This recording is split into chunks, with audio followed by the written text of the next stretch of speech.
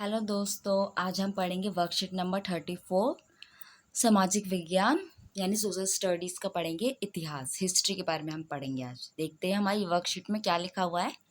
तो पहले क्या है, यूरोप में राष्ट्रवाद का उदय।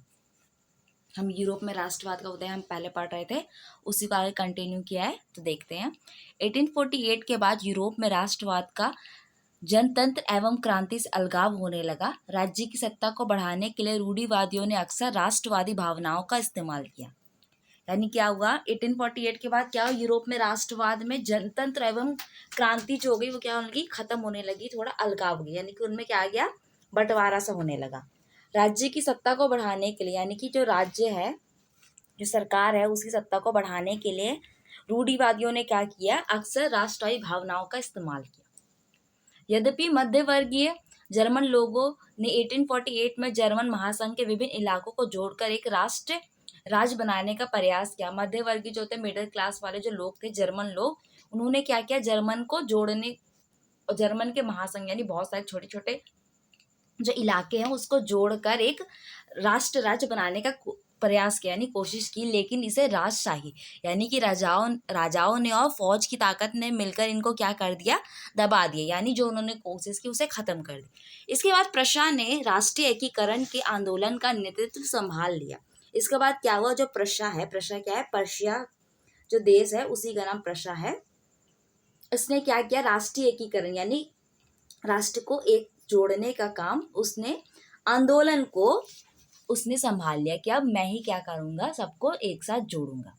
फिर देखो क्या हुआ, जर्मनी का एकीकरण। जर्मनी क्या हुआ, एकीकरण हुआ। जर्मनी यानी एक पूरा एक देश बना 1866 से 1871 के बीच में। एकीकरण प्रशा के नेतृत्व में आरंभ हुआ। यानी जो एकीकरण का काम था, सबको जोड़ने का काम था, वो किसने किया, प्रशा ने खुद उसका लीडर बन गया। प्रशा के प्रमुख मंत्री ऑटो वन बिस्मार्क ने राष्ट्र निर्माण में मुख्य भूमिका अदा की। जो प्रशा का जो प्रमुख मंत्री था, जो ऑटो वन बिस्मार्क था, उसने राष्ट्र को बनाने का उसने क्या किया, मुख्य भूमिका अदा की। 7 वर्ष के दौरान ऑस्ट्रिया, डेनमार्क और फ्रांस से तीनों युद्धों में प्रशा की जीत हुई। एकीकरण की प्रक्रिया पूरी हुई। 7 साल तक उसने क्या किया, ऑस्ट्रिया, डेनमार्क और फ्रांस से युद्ध किया। उसके बाद क्या हुआ, प्रशा को जीत मिल गई और फिर राष्ट्रीयकरण की प्रक्रिया एकीकरण की प्रक्रिया पूरी हुई। 1871 में केसर विलियम प्रथम को नए साम्राज्य का राजा घोषित कर दिया गया। 1871 में क्या हुआ, जर्मनी का एकीकरण हुआ और उसमें क्या हुआ, नया राजा बना जो कि जिसका नाम है केसर विलियम। जर्मीकरण की एकीकरण ने यूरोप के पर्शिया को महाशक्ति के रूप में स्थापित कर दिया। क्योंकि पर्शिया जो है सबसे पहले वो स्टार्ट हुआ कि वो एकीकरण करेगा, तो उसने क्या किया, जर्मनी के एकीकरण कर लिया। तो वो क्या बन गया, एक महाशक्ति बन गया। सबसे पहले जिसने काम किया वही महाशक्ति बन जाता है। नए जर्मन राज्य में मुद्रा, बैंकिंग एवं न्यायिक व्यवस्थाओं के आधुनिकीकरण पर जोर दिया गया। जो नया जर्मन राज्य बना था उसमें क्या किया गया, जो मुद्रा है यानी कि जो पैसा है, बैंकिंग सुविधा है, आपको क्या कर्ज दिया जा रहा है, आपको क्या सुविधाएं दी जा रही है वो, और जो न्यायिक व्यवस्था है, जो कि जो राजा तय करेगा कि आखिर क्या न्याय होना चाहिए, किस तरीके से होना चाहिए, इन सब पर क्या किया गया, आधुनिकीकरण किया गया। यानी कि अब एडवांस होना चाहिए, नई चीजें आनी चाहिए पुराने को बदलकर। आगे क्या है, इटली का एकीकरण। इटली का एकीकरण हुआ 1859 से 1870 तक। इटली 7 राज्यों में बटा हुआ था। 1830 के दशक में जुत्सेपे मैत्सिनी ने इटली के एकीकरण के लिए कार्यक्रम प्रस्तुत किए। जो 1830 में क्या हुआ, जुत्सेपे मैत्सिनी ने इटली के लिए एकीकरण का कार्यक्रम प्रस्तुत किया कि उसने कहा कि अब हम क्या करेंगे, इटली का एकीकरण करेंगे। 1830 से 1848 के क्रांतिकारी विद्रोह असफल हुए। 1830 से 1848 तक जितने भी उन्होंने विद्रोह किए, जितने भी उन्होंने आंदोलन किए, प्रोटेस्ट किए, वो सारे क्या, वो असफल हो गए, काम नहीं आए कि इटली का एकीकरण हो सके। 1859 में फ्रांस के सार्डिनिया पिडमोंट ने एक चतुर कूटनीतिक संधि की जिसके माध्यम से उसने ऑस्ट्रियाई बलों को हरा दिया। सार्डिनिया पिडमोंट ने क्या किया, एक चतुर कूटनीतिक संधि की, यानी कि उसने कुछ पॉलिटिकल काम किया अच्छे से, जिसमें क्या हुआ, जो ऑस्ट्रियाई जो लोग थे, ऑस्ट्रियाई मतलब कि जो इटली के ऊपर पहले ऑस्ट्रिया का जो शासन था उसको क्या कर दिया, उन्होंने हटा दिया। और 1861 में इमैनुअल द्वितीय को एकीकृत इटली का राजा घोषित कर दिया। और 1861 में क्या हुआ, वहां का एक राजा बनाया गया जो कि कौन था, इमैनुअल द्वितीय। ठीक है, उसको वहां का राजा बना दिया गया। आगे क्या है, ये इंसान कौन है, काउंट कैमिलो दे काउफूर। ठीक है, इसके बारे में पढ़ते हैं। क्या है, सार्डिनिया पिडमोंट का प्रमुख मंत्री था। ये क्या था, सार्डिनिया पिडमोंट का एक इंपॉर्टेंट आदमी था। इटली के प्रदेशों को एकीकृत करने वाले आंदोलन का नेतृत्व किया। इन्होंने क्या किया, इटली के आंदोलन हुआ उसमें इन्होंने नेतृत्व किया, यानी लीडर बन के रहे। हालांकि वह स्वयं ना तो एक क्रांतिकारी था और ना ही जनता में विश्वास रखने वाला था। लेकिन ये क्या था, ना ही एक कोई क्रांतिकारी था, यानी कि आंदोलन करने वाला था कि मैं इटली को एकीकरण करवा के रहूंगा, ऐसा कुछ नहीं था। लेकिन और ना ही ये जनता में विश्वास रखने वाला था, यानी कि जनता जो कर रही है, जो जनता का लिए होगा वही सब सही होगा। लेकिन फिर भी इन्होंने क्या किया, आंदोलन का नेतृत्व किया। फ्रांस के साथ की गई चतुर संधि के पीछे कावूर का हाथ था। फ्रांस के साथ इन्होंने चतुर संधि की, इसमें कावूर ही इंपॉर्टेंट पर्सन था, जिसके कारण ऑस्ट्रिया को हराया जा सका और इटली का एकीकरण संभव हो सका। आगे कौन है, आगे है जूसेप्पे गैरिबोल्डी। वह नियमित सेना का हिस्सा नहीं था। ये नियमित सेना का मतलब, ये सेना में इसका रोज का काम नहीं था कि सेना में जाके लड़ना है, कुछ करना है, ऐसा इसका रोज का काम नहीं था। उसने इटली के एकीकरण के लिए सशस्त्र स्वयंसेवकों का नेतृत्व किया। इसने क्या किया, जो इटली के एकीकरण होना था उसमें सशस्त्र यानी कि जो ऐसे स्वयंसेवक यानी कि खुद वॉलेंटियर्स जो होते हैं कि हाँ हम लड़ना चाहते हैं, हम जुड़ना चाहते हैं आपके साथ, और वो सशस्त्र यानी उनके पास क्या है, हथियार है। इसका इन्होंने क्या किया, नेतृत्व यानी लीडर बन के उनके साथ रहे। 1860 में वे दक्षिण इटली और दो सिसिलियों के राज्य में प्रवेश कर गए। यानी 1860 में क्या हुआ, दक्षिण इटली में पहुंच गए और स्पेनी शासकों को हटाने के लिए स्थानीय किसानों का समर्थन पाने में सफल रहे।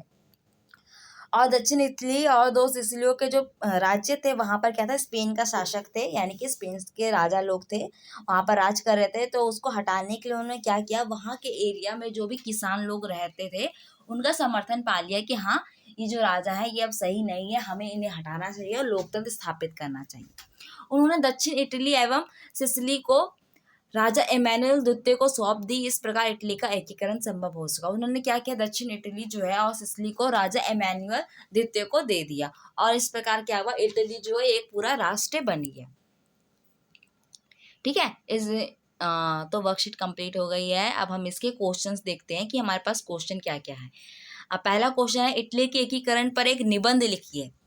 इटली का एकीकरण कैसे हुआ उसके ऊपर हमें एक निबंध लिखना है। तो हम इसका आंसर देखते हैं। इटली के एकीकरण पर निबंध। इटली 7 राज्यों में बटा हुआ था। 1830 के दशक में जूसे मैसनी ने इटली के एकीकरण के लिए कार्यक्रम प्रस्तुत किया। 1830 एवं 1848 के क्रांतिकारी विद्रोह असफल हुए। 1859 में फ्रांस के सार्डिनिया पिडमोंट ने एक चतुर कूटनीतिक संधि की जिसके माध्यम से उन्होंने ऑस्ट्रियाई बलों को हरा दिया। 1861 में इमैनुअल द्वितीय को एकीकृत इटली का राजा घोषित किया गया। ठीक है, आगे देखते हैं आगे क्या क्वेश्चन है। एकीकृत इटली का राजा कौन बना, एकीकृत जर्मनी का राजा कौन बना। आखिर जर्मनी का राजा कौन था, तो जर्मनी का राजा कौन था। 1871 में केसर विलियम प्रथम को नए साम्राज्य का राजा घोषित किया गया। जो केसर विलियम था उसको प्रथम साम्राज्य का राजा घोषित किया गया। ठीक है, आगे है जर्मनी के एकीकरण की विशेषताओं का वर्णन कीजिए। जो जर्मनी का एकीकरण हुआ उसकी विशेषताएं क्या क्या थी उसका हमें बताना है। तो एकीकरण प्रशा के नेतृत्व में हुआ। प्रशा ने क्या किया, उसका लीडर बन के आगे काम किया। प्रशा के प्रमुख मंत्री ऑटो वन बिस्मार्क ने राष्ट्र निर्माण में मुख्य भूमिका निभाई। 7 वर्ष के दौरान ऑस्ट्रिया, डेनमार्क और फ्रांस से 3 युद्धों में प्रशा की जीत हुई और एकीकरण की प्रक्रिया पूरी हुई। 1871 में केसर विलियम प्रथम को नए साम्राज्य का राजा घोषित किया गया और जर्मनी का एकीकरण क्या हुआ, जर्मनी के एकीकरण ने यूरोप में पर्शिया को महाशक्ति के रूप में स्थापित किया। नए जर्मन में मुद्रा, बैंकिंग एवं न्यायिक व्यवस्थाएं के आधुनिकीकरण पर जोर दिया गया। ओके, लास्ट क्वेश्चन देखते हैं हमारा क्या है। आपको ऐसा क्यों लगता है कि 1848 के बाद यूरोप में राष्ट्रवाद, लोकतंत्र एवं राष्ट्रवाद से अपने जुड़ाव से दूर हो गया। आखिर क्या हुआ 1848 के बाद जो यूरोप में जो राष्ट्रवाद था वो लोकतंत्र और राष्ट्रवाद से दूर होता गया? आखिर क्या कारण था, क्यों हुआ और आपको ऐसा क्यों लगता है? तो हाँ हाँ, मैंने लिखा है 1848 के आसपास के समय में यूरोप अपने लोकतांत्रिक एवं राष्ट्रवादी विचारधाराओं से अलग होता दिखाई देता है। यूरोप का कई देशों में बंटना, इटली, जर्मनी, बाल्कन आदि कई नए देशों का उदय होना राष्ट्रवाद के सीमित होने की संकेत ही है। मतलब कि क्या हुआ, जो राष्ट्रवाद हुआ वो सिर्फ कुछ ही देशों में हमें देखने को मिला कि कुछ देश जो है उन्होंने एकीकरण कर लिया, लेकिन बाकी सारे देश जो है उनमें राष्ट्रवाद पूरे अच्छी तरीके से हमें नहीं दिख रहा है, यानी कि उसमें कमी दिख रही है। तथा इटली में राजा की घोषणा करना एवं जर्मनी में राजा नियुक्ति लोकतंत्र से राजतंत्र की ओर बढ़ते हुए संकेत है। और क्या हुआ, फिर से राजा लोग आ गए, लोकतंत्र द्वारा सरकार नहीं चुनी गई, तो क्या हुआ, फिर से जो लोकतंत्र पहले था, मतलब फ्रांसीसी क्रांति जब हुई उसके बाद जब लोकतंत्र स्थापित हुआ उसके बाद फिर से क्या हुआ, फिर से राजा तंत्र की ओर बढ़ने लगे। लेकिन इसमें यह भी हुआ कि उन्होंने क्या किया, जो नई चीजें हैं आधुनिकरण के ऊपर जोर दिया है। फ्रेंड्स, यहाँ पे हमारा वीडियो कंप्लीट होता है। आपको ये वीडियो कैसी लगी प्लीज़ हमें लाइक कीजिए, कमेंट कीजिए, शेयर कीजिए और आई की वीडियोस देखने के लिए प्लीज़ हमारे चैनल को सब्सक्राइब कीजिए। Thank you.